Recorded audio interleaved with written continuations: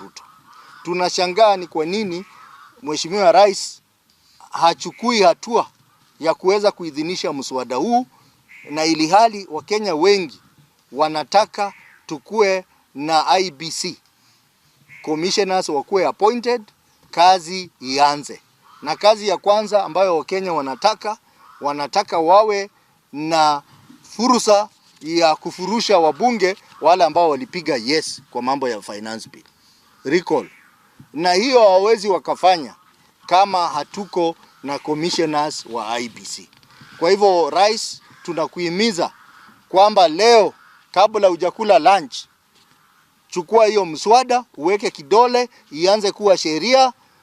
Commissioners wakuwe appointed kupitia kwa selection process, na wananchi wa Kenya wakuwe na uhuru wa kuweza kurecall wale wabunge ambao walienda kinyume na matarajio ya Wakenya. Mpango wa kuweza kuondoa state corporations 47. Rais ametuambia kwamba yeye anaenda kufutilia mbali state corporation 47. Hiyo ni kinyume na sheria, kwa sababu hizi state corporation zilianzishwa na sheria ya bunge.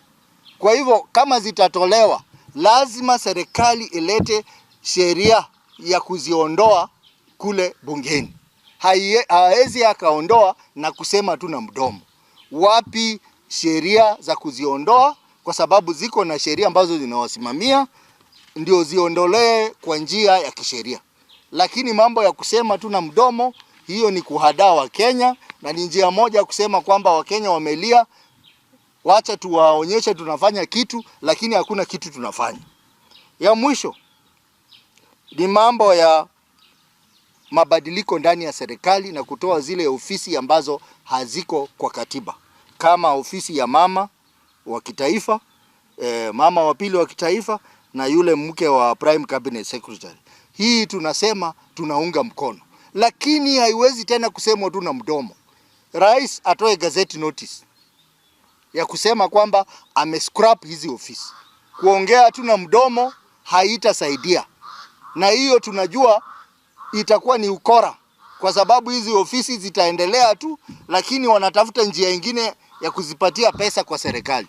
Tunasema kama Rais una ukweli, lete gazette notice ya kuscrap hizi ofisi ambazo umesema. Na pia tumesema tunataka mabadiliko kwa serikali. Mawaziri wengi hawajui kazi yao, na hizo maofisi za mawaziri tunataka zipunguzwe.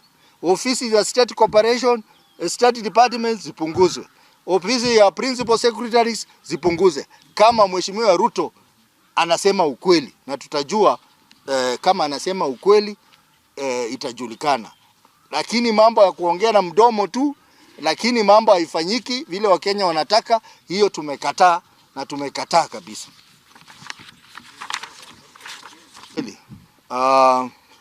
Leo